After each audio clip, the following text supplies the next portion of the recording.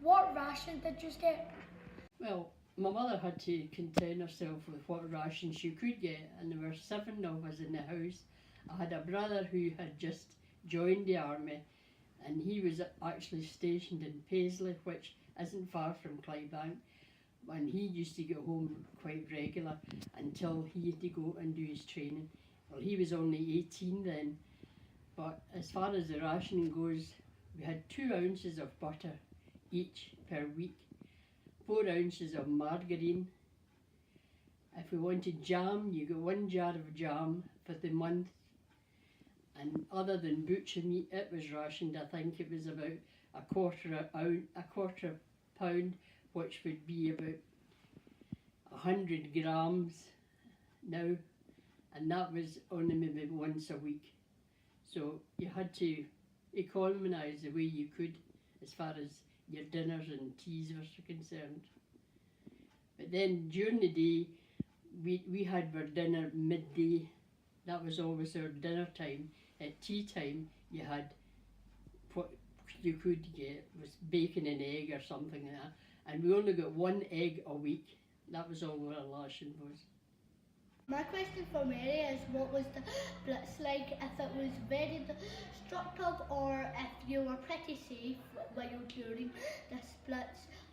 Because the first night of the Blitz, my father was working late in Tullis and Clydebank, and when he came up the road, it was pitch black. You understand, there's no lights in the streets during a wartime, so everything has to be blacked out. Your curtains have to be covered the windows so you don't see any light coming in.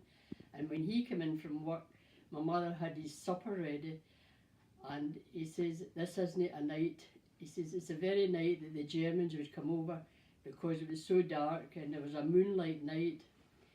And within quarter an hour, I say, he came into the house. We were all put into the Anderson shelter that my father had put in the back garden. You had to dig it down about 5 feet and then rebuild it and cover it with grass, so as tufts of grass, so that it would be camouflaged. And we stayed there the whole night until maybe 6 in the morning, and that was when the first night of the Blitz. So when in the morning everything was round about us, the windows were shattered and people were all out looking to see what had happened during the Blitz. And my sister, she worked in a shoe shop on Cabot Hill, so my father insisted that she was to go to work, and she went down, and when she went down, the shoes in the window were all on the street, and all the shops in Cabot Hill were shattered, the windows were in, so there was nobody went to work. And outside the gate of her house there was empty incendiary bombs which had burned out. They were lying on the pavement, so that was what was dropping the whole night, which lit up the place.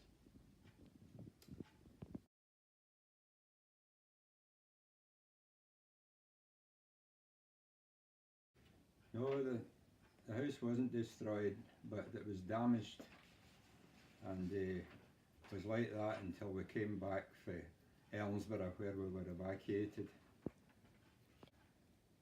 And when the kitchen was destroyed, part of it was, and the windows were blown in, we had a parrot, and when we were down in Elmsborough evacuated, my dad was still working in Glasgow, and he went into the house to see how it was, and here was the parrot's cage lying on the floor with the parrot inside it. But luckily it was okay when he put it back up again, but I wasn't talking too much. How did you feel about having to move? On the Friday night, my father decided it would be safer. We didn't know the Germans were going to come back on the Friday night, but it was safer if they did come back, that we left the house and went up Cockney Road to the hills, O'Kilpatrick Hills, and we walked from there, which was about 3 mile a walk.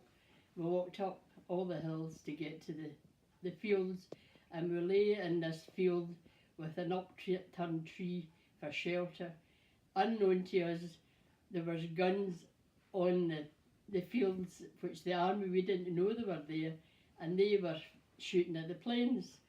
So we had to stay there the whole night, and we come back down once we heard the sirens going. We knew that was the finish. The Germans had left, and we came back into Knockabout where we stayed. The roads were flooded because the pipes had all been burst, and we tried to get into the shelter. My brother was home and leave from the army. He was standing at the gate waiting for us to come in, and we discovered there was people in the shelter who had been bombed out in Crown Avenue, the top of Clydebank Hill, and they had a baby. It was just 2 weeks old, and it was in the shelter, and my sister was heating milk on a teaspoon to give the baby. They were going on to the next village to stay with their relatives because their house was completely demolished. We never seen them again. I suppose they would be fine. And then the Saturday morning, then that was us told we had to be evacuated because there was a landmine landed outside our house in a field, and there was a wall separated our house from the field, which meant the blast of the landmine hit the wall and it saved our house, but it knocked all the windows in and all the door was blown off the window, off the wall, and so that made us, we couldn't stay in the house. From areas, what was travelling like? Well, on the Saturday, everybody had to be evacuated. Most people in Clydebank had to be evacuated out the area because they didn't know if we were going to have the Germans back on the Saturday night. So we moved along the street, not so far from the house, left everything because the door couldn't get locked or no windows.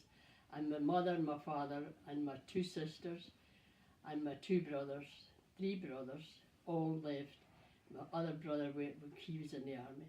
So we got to Motherwell, went down to the top of the hill, Clydebank Hill, got a bus to Motherwell, and when we got to Motherwell, it was quite late at night, and we were taken into a church hall, and the people in Motherwell had been gathering clothes and shoes and different things because some of the people didn't have anything, and there was also people there that was going to allocate a room for us taken into their house to be evacuated into them.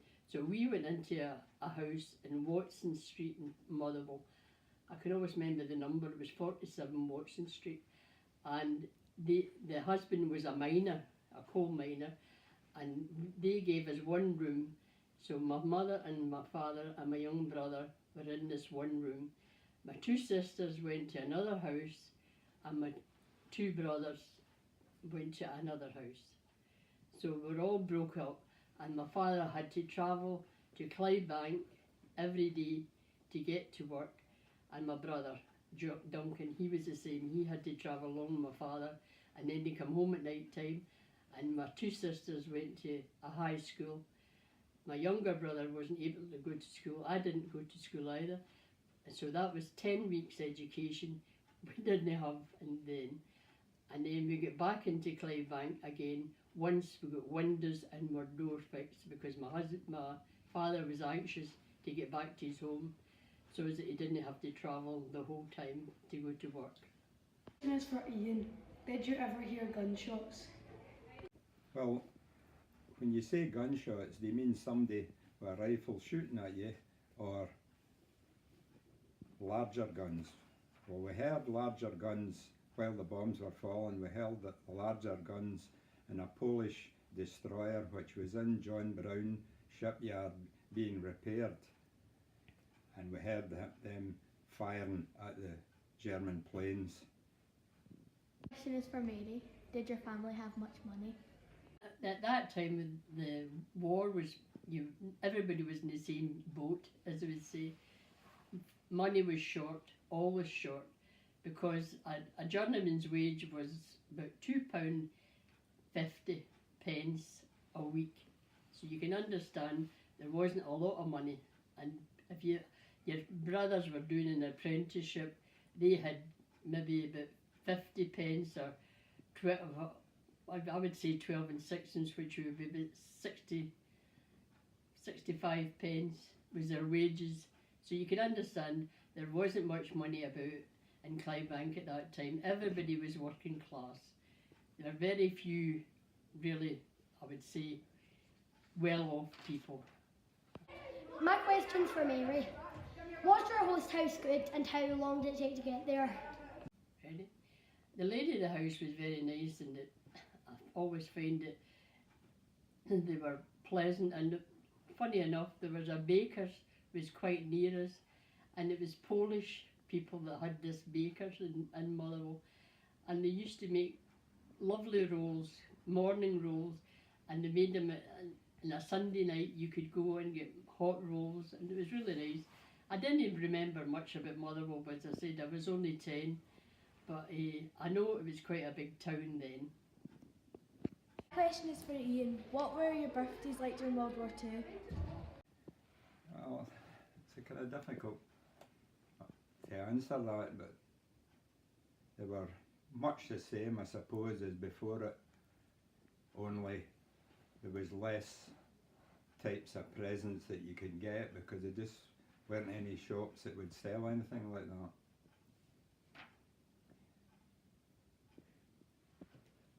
We'd have, my mother would maybe make a dumpling, and you might be lucky to get a small threepenny piece inside it. But most of the time you never got the bit, you were never eating the bit that had the money inside it. But that was more or less birthdays. What was it like when you returned home from being evacuated? Well, when we came back, we were away for about 3 months in Elmsborough, and when we came back, there was still a lot of people in the street that were still away in other places that they were sent to. But as time went on, they started to come back, and things in Swindon Street and Dalmuir, things began to get back to normal. For Mary, what was it like in a bunker? I'll tell you about the Anderson shelter. We got them delivered. The government supplied these Anderson shelters for everybody, but they didn't do anything to substantiate, to say how you put them up. So you got these Anderson shelters delivered, and there were a section that was like that. I said that was the design, and they gave them that plus a bag of bolts and nuts, and the men of the house had to build it. The first thing you had to do, you had to put it down so many feet, maybe I would say about 5 feet into the ground, and then you built the shelter.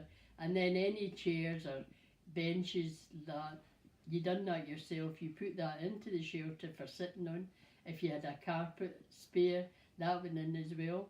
And then you had candles. You didn't have electric light, it was just candles. So you always had to make sure you had bottled water of some sort in the shelter, plus the candles. That was always in matches, because you didn't know when you were going to need the shelter. And if you were in the shelter, then they said, hey, there was a case of being there for the night. You didn't get back up the stairs. And my father always insisted that we went to the shelters. Sometimes you went to the shelters and they had sounded the alarm saying the siren went and thinking, oh, they're coming tonight to get, to bomb us. But they didn't come. But the very night that people decided, oh, it's just another time that nobody's coming, and that was the night of the Blitz. So after that, you always went into the shelter. There was people went into the shelter, and I know one family beside us, the father went out to the kitchen to make a cup of tea for his wife, and he had 2 daughters in the shelter with his wife, and he was saved, and the bomb had landed in the shelter and killed the 2 girls and their mother. So that's the kind of thing that happened in Clydebank, quite regular, that families were killed in their shelter, And the shelters, strange, and the tenement buildings in Clydebank, they didn't have shelters. You had maybe 6 8 families living in the one close, and result was they had shelters that were built as if you were building a house in the middle of the road, just brick with a concrete roof, and these shelters actually moved if you were in them when the bombs were coming down, so they were no use for to save people's lives. The Anderson shelter saved a lot of lives. My question for Ian is, was it exciting moving to a new place? Well, I wouldn't say it was exciting.